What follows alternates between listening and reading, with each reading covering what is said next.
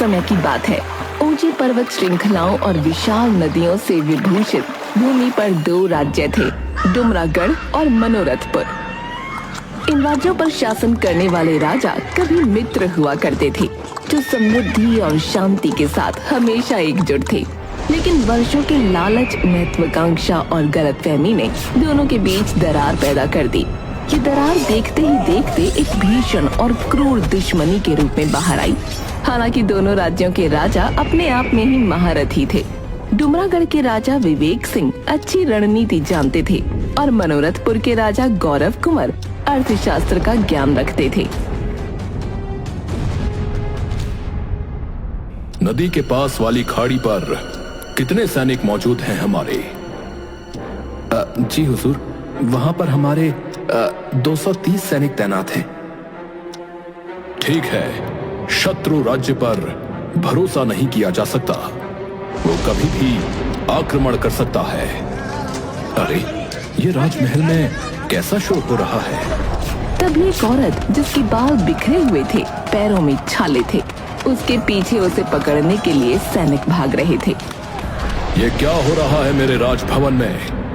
कौन है ये औरत? सिपाही औरत को पकड़ने में कामयाब रहे। महाराज, ये महिला बार बार किसी जादुई लकड़ी का जिक्र कर रही है। कह रही है कि उस लकड़ी को ढूंढने का समय आ गया है। मंत्री जी, इस महिला के मस्तिष्क की स्वास्थ्य जांच करवाई जाए। इसका इलाज शाही वैद्य द्वारा करवाया जाए। मैं पागल नहीं हूँ महाराज, मैं आपको आगाह कर रही हूँ। खतरा सर पर मंडरा रहा है। जितना जल्दी हो सके वो जादुई लकड़ी ढूंढ लीजिए। देवी, आप कौन सी जादुई लकड़ी की बात कर रही हैं? जादुई कुछ नहीं होता। मैंने कहा ढूंढो, सिर्फ वही कर सकती है तुम्हारी मदद।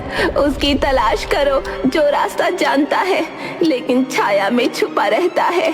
तलाश करो, तलाश करो। सिपाही उस औरत को वहां से फौरन ले गए। अभी महल में जो भी हुआ उसके लिए मैं क्षमा चाहता हूँ। महाराज, राजभवन की सुरक्षा बढ़ानी होगी। कोई भी राजभवन में घुस आता है। कोई भी उस औरत की बात नहीं समझ पाया।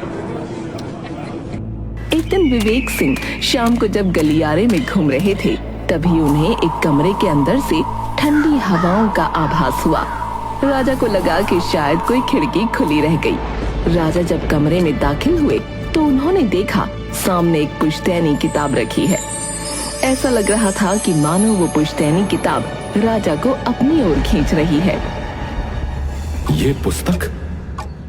जब मेरे दादाजी वीर प्रताप उत्तर की तरफ बढ़ रहे थे, तब उन पर आक्रमण कर दिया गया था और उस आक्रमण में ये किताब भी नष्ट हो गई थी। क्या वो सब मैंने गलत सुना था? और अगर वो सत्य था तो ये पुस्तक यहां कैसे? ढेर सारे सवालों के साथ राजा उस किताब को अपने हाथ में उठाते हैं। वो किताब राजा की पुश्तैनी किताब थी। उस किताब में उन सभी बातों का जिक्र था जो राजमहल से जुड़े हुए थे। पहले पन्ने पर एक संदूक की तस्वीर थी, दूसरे पन्ने पर एक चाबी। अरे, ये संदूक तो पिताश्री ने शाही खजाने में छुपा कर रखवा दिया था। और ये चाबी भी, ये इसी संदूक की चाबी है। उस किताब में मौजूद सभी पन्नों पर तस्वीरें जानी पहचानी थीं, लेकिन एक तस्वीर ने राजा के मन को झकझोर कर रख दिया। उस पन्ने पर एक अद्भुत लकड़ी की तस्वीर थी। उस लकड़ी की तस्वीर से ऐसा तेज आ रहा था कि मानो वो लकड़ी राजा को अपने पास बुला रही है। इस लकड़ी के बारे में तो मैंने कुछ नहीं सुना। राजा उस तस्वीर को स्पर्श करते हैं। तस्वीर को स्पर्श करते ही राजा खुली आंखों से एक स्वप्न देखने लगे। उत्तर दिशा की ओर सबसे ऊंचा पर्वत, उसकी चोटी की एक गुफा के अंदर से तेज रोशनी आ रही थी। इतने में ही राजा उस किताब को नीचे रखकर अपने कदम पीछे लेते हैं। वो कुछ समझ पाते कि इतने में ही पीछे से नगाड़े बजने लगे।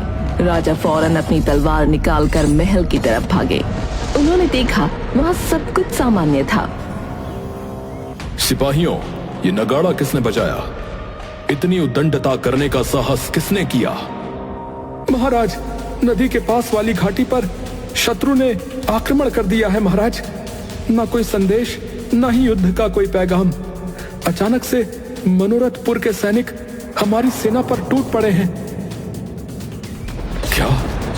जितना हो सके उतने सैनिकों को वहां तैनात किया जाए, जल्द से जल्द।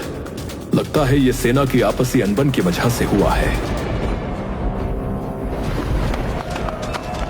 ढेर सारे सैनिकों को नदी के पास वाली खाड़ी की तरफ रवाना किया गया। युद्ध बहुत भीषण था। अब तो मनोरथपुर की सेना ने धीरे धीरे गांव की तरफ कदम रखना शुरू कर दिया था। अब युद्ध का प्रभाव आम जनता पर भी पड़ने लगा। ऐसे देखते ही देखते कुछ हफ्तों से महीने और महीनों से अब वर्ष बीतने वाले थे, लेकिन युद्ध खत्म होने का नाम ही नहीं ले रहा था।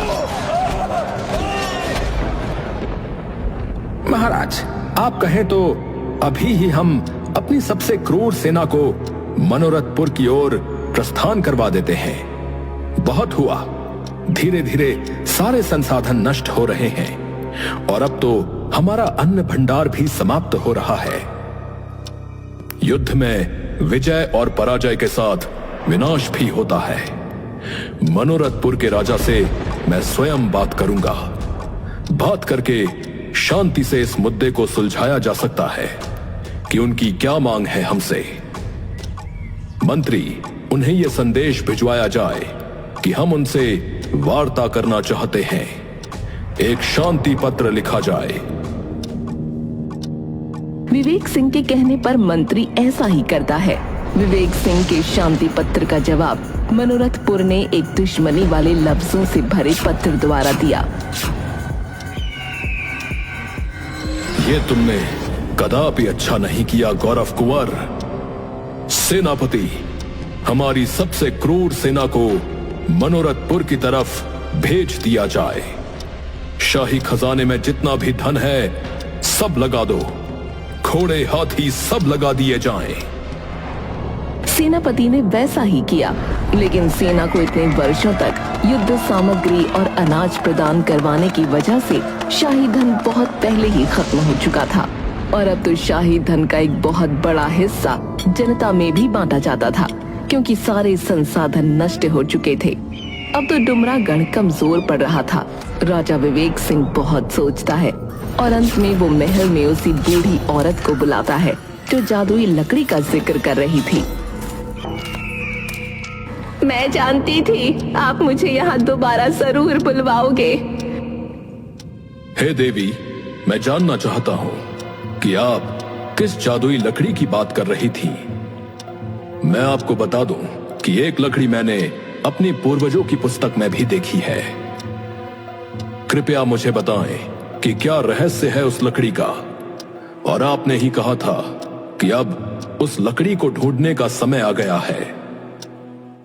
संकट का समय निकट है और देखिए, उसके बाद से ही हमारा राज्य युद्ध की भीषण अग्नि में जल रहा है। कृपया आप जो भी जानती हैं मुझे सब बताइए। महाराज, मेरा नाम अजीवा है। आपके परदादा उत्तर की तरफ उस लकड़ी की तलाश में गए थे। उस किताब में जो भी था, आपके खानदान ने वो सब कुछ हासिल किया सिवाय उस लकड़ी के। और ये समझ लीजिए कि ये युद्ध एक विधि का विधान है, एक बहाना है उस जादुई लकड़ी को ढूंढने का। आप ये सब कैसे जानती हैं और इतनी दृढ़ता के साथ ये कैसे कह सकती हैं? मेरे बारे में ज्यादा जान के आपको कुछ हासिल नहीं होगा। बस मैं आपकी इतनी ही मदद कर सकती हूँ। मैंने आपको इशारा दिया था, आगे आप खुद समझदार हो। अपना मन साफ और नेक कर्म करने के रास्ते पर आगे बढ़ें, जैसे को तैसा मिलेगा। इतना कहते ही एक तेज हवा आई, जिसके साथ वो औरत कहीं गायब हो गई। कहाँ गई वो महिला? एक के बाद एक पहेलियां उलझती जा रही हैं। मुझे उत्तर दिशा के लिए प्रस्थान करना होगा। राजा उत्तर दिशा की तरफ प्रस्थान करते हैं, लेकिन उनके पास न कोई संदेश था, न कोई नक्शा और न ही कोई दिशा। वो बस अपने मन की सुन रहे थे और उत्तर की तरफ बढ़ रहे थे।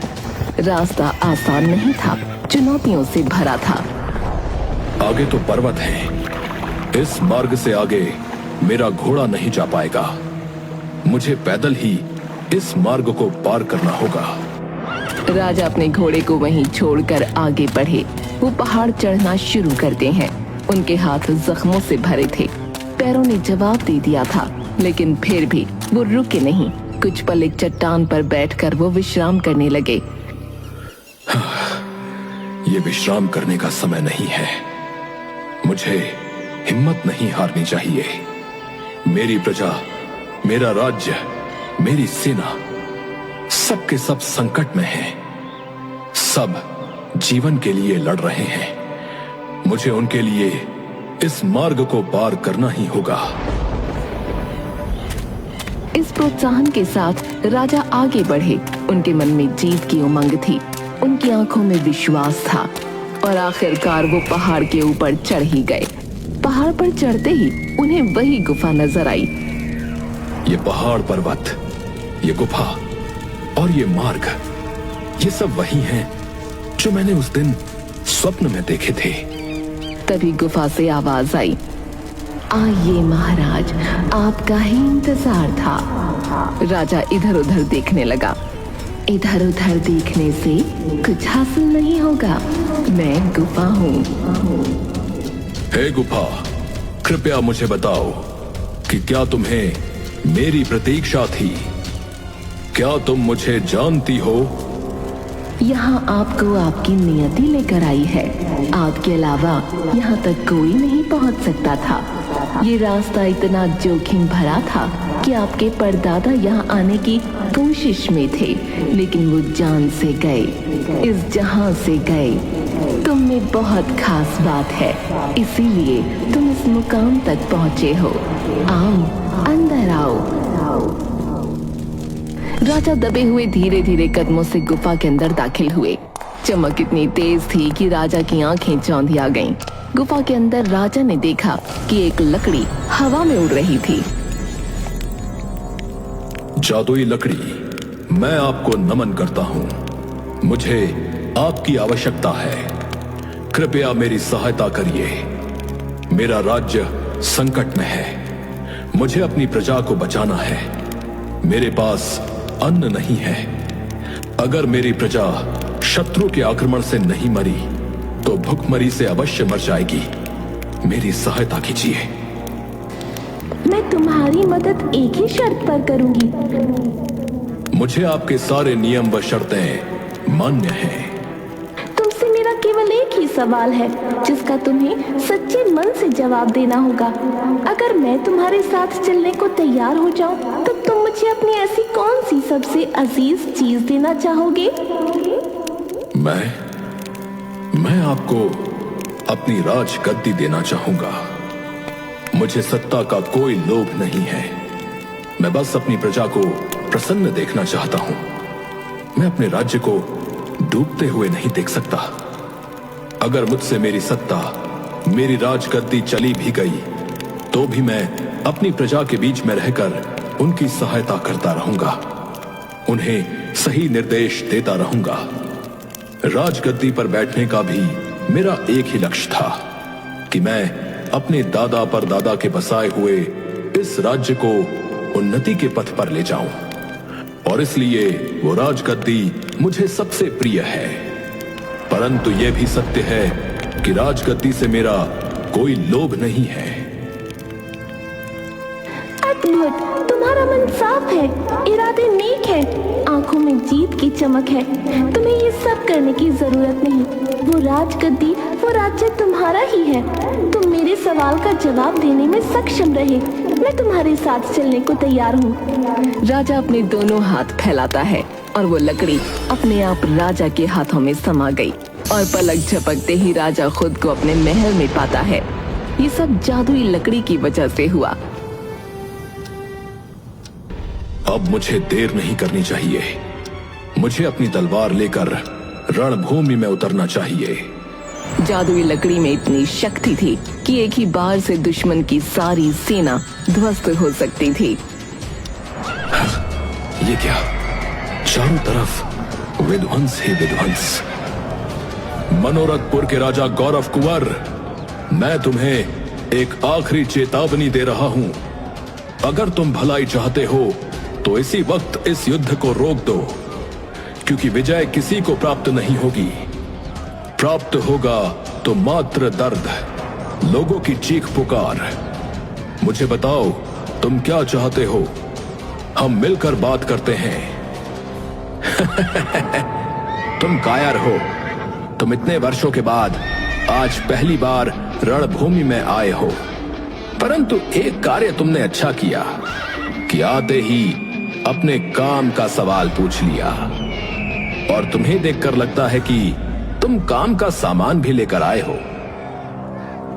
मैं कुछ समझा नहीं।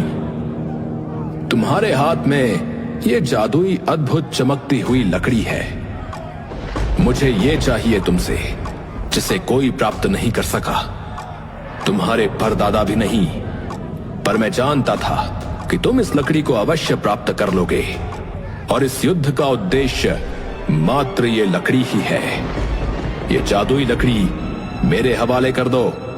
मैं वचन देता हूं कि इसके बाद मैं शांति ध्वज फहराऊंगा।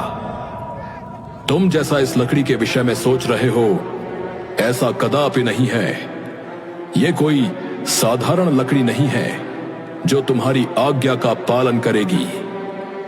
लोभवश लिया गया कोई भी निर्णय कभी भी हितकारी साबित नहीं हुआ है।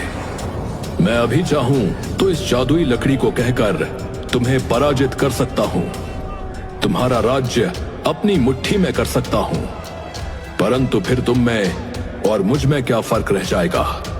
आखिरकार तुम मेरे पुराने मित्र हो। अगर तुम ये जादुई लकड़ी ही चाहते हो तो ले लो। इसके बाद विवेक सिंह वो जादुई लकड़ी गौरव कुंवर के हाथ में रख देता है। लकड़ी हासिल करते ही गौरव कुंवर एक गहरी मुस्कान के साथ लकड़ी को आज्ञा देता है। जादुई लकड़ी, इसी वक्त विवेक सिंह के सभी सैनिकों को बंदी बना लो, और साथ ही साथ इसकी प्रजा को भी। अब से यह राज्य मेरा हुआ, और ऐसे ही धीरे धीरे विश्व के हर राज्य पर मेरा कब्जा होगा, और मैं जग का दाता बन जाऊंगा। गौरव कुंवर ऐसा कहकर एक भयानक हंसी हंसने लगा।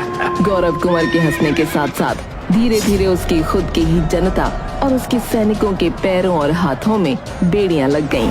धीरे धीरे पूरे गांव में आग फैलती गई। लोगों की चीख पुकार गांव से बाहर तक सुनाई दे रही थी। चारों तरफ अफरा तफरी का माहौल था। अरे, ये क्या हुआ? मेरे साथ लगता है कि छल हुआ है। मेरी प्रजा, मेरे सैनिक, मेरा राज्य जल रहा है। विवेक सिंह, तुमने मेरे साथ छल किया है। तभी वो जादुई लकड़ी हवा में उड़ते हुए बोली, जिसके मन में जो होता है उसे वैसा ही फल मिलता है। मैं कोई मामूली लकड़ी नहीं हूँ। हर कोई मुझे हासिल नहीं कर सकता। मैं बुराई का साथ नहीं देती। बुरे का अंजाम बुरा ही होता है। जिंदगी ने तुम्हें बार बार अवसर दिए, तुम्हें 2 रास्ते दिए, लेकिन तुमने हमेशा बुराई को ही चुना, जिसका अंजाम तुम जिंदगी भर भुगतोगे। गौरव कुमार अपने दोनों घुटनों पर बैठकर हताश निराश होकर रोने लगा। वो चाहता था कि वो खुद को खत्म कर ले, लेकिन तभी विवेक सिंह ने जादुई लकड़ी से कहा, जादुई लकड़ी, अगर आपका अपमान हुआ है तो मैं आपसे क्षमा मांगता हूं। हम सब मनुष्य हैं। भगवान ने हमें त्रासदी नहीं, परंतु परोपकार के मार्ग पर चलने के लिए बनाया है। गौरव कुंवर ने अनजाने में जो भी किया, उससे जो भी भूलें हुई, मैं उसकी तरफ से आपसे क्षमा मांगता हूं। जादुई लकड़ी, मैं भी आपसे क्षमा मांगता हूं। लोभ मार्ग में मैं इतना अंधा हो चुका था कि अपने आप को इतना शक्तिशाली समझने लगा कि मैं मानवता भूल गया था। मुझे क्षमा कर दीजिए। अपने किए का दंड मुझे मिल चुका है। हे जादुई लकड़ी, कृपा कीजिए, गौरव कुंवर का राज्य पहले की तरह कर दीजिए और उसके लोगों को मुक्त कर दीजिए। कृपा करके इस अग्नि को भी शांत कर दीजिए। तुम बहुत नेक दिल इंसान हो विवेक सिंह। अपनी गलती का एहसास करके आगे से वो गलती कभी न दोहराने को ही नेकी कहते हैं। गौरव कुंवर, अगर अगली बार तुम्हारा इरादा जरा भी बेईमान हुआ तो तुम्हें फिर से सजा मिलेगी। लकड़ी के ऐसा कहते ही चारों तरफ आग बुझ गई। दोनों राज्यों में जितनी भी तबाही हुई थी वो सब पहले की तरह ठीक हो गया। खेत फिर से लहलहाने लगे। लोगों के जले हुए घर फिर से पहले की तरह ठीक हो गए। जितने भी सैनिक घायल हुए थे वो फिर से स्वस्थ हो गए। मेरा गांव भी ठीक हो गया और मेरा राज्य भी पहले की तरह हो गया। आपका बहुत बहुत धन्यवाद जादुई लकड़ी, बहुत बहुत धन्यवाद। आपने दोनों राज्यों को पहले की तरह कुशल कर दिया। आपका ये आभार जीवन भर रहेगा। मैं तुमसे बहुत प्रसन्न हूँ। मांगो, क्या मांगते हो?